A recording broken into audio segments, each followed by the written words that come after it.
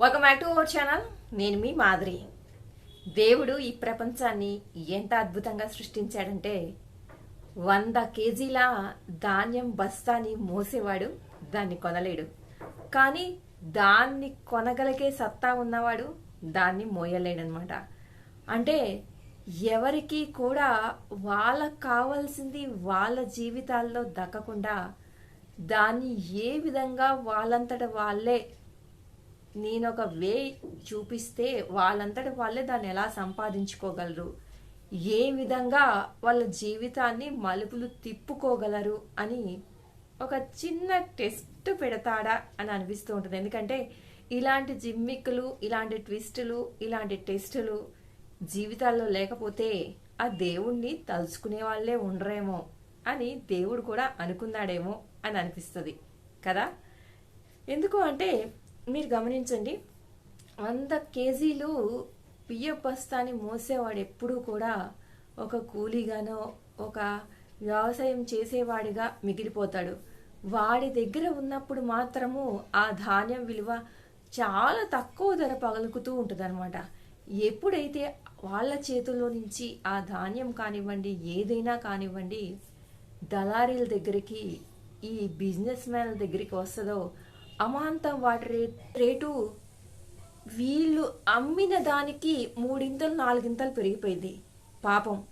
అదే ఆ పండించే వాడి దగ్గర లేదంటే ఆ కూలి వాడి దగ్గర ఉన్నప్పుడు కూడా అదే రేట్లో ఉంటే వాళ్ళు అంత పెద్ద మొత్తానికి అమ్ముకుంటే వాళ్ళకి ఎంత లాభం వస్తుందో చెప్పండి. ఇలాంటి విషయాలు జరిగినప్పుడు ఆ దేవుడికి కూడా మనసు లేదేమో అని అనిపిస్తూ ఉంటుంది అనమాట. కానీ దేవుడికి మనసు లేక కాదండి, ఈ సిచ్యువేషన్ని వాళ్ళు ఎలా తట్టుకోగలుగుతారు, ఈ సిచ్యువేషన్లో ఏ విధంగా ఆలోచించి వాళ్ళ జీవితాన్ని మలుపులు తిప్పుకుంటారు, ఇలాంటి సిచ్యువేషన్లో కూడా ఎలా బతకగలుగుతారు అని మన మీదే టెస్టింగ్ చేస్తూ ఉంటాడనమాట దేవుడు. సో ఎలాంటి ఒడిదుడుకులు వచ్చినా కానీ, ఎలాంటివి ఉన్నా కానీ ప్రశాంతంగా నువ్వు బతికినప్పుడు నీ లైఫ్ అంతకు మించి ఇంకేముంటుంది చెప్పండి. ఈ 100 కేజీలు బరువు మోయలేనోడు ఎంత బరువున్న డబ్బుల్ని మోసినా ప్రశాంతంగా నిద్రపోలేడు.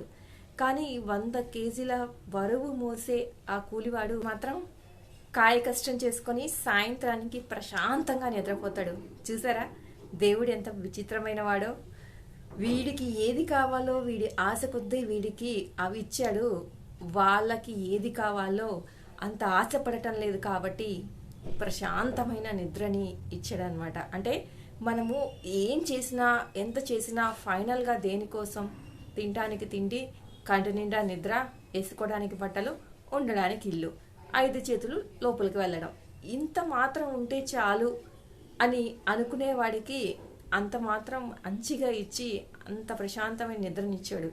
అంతకు మించి నాకు ఎంతో ఉండాలి అని అనుకునేవాడికి ఈ ప్రశాంతమైన నిద్ర, టైంకి తినడము, కావలసినవి ఇలాంటివి ఏమీ లేకుండా వాడు దేనికోసమైతే పాకులాడుతున్నాడో దాన్ని ఒక్కదాన్ని మాత్రమే ఇచ్చాడు.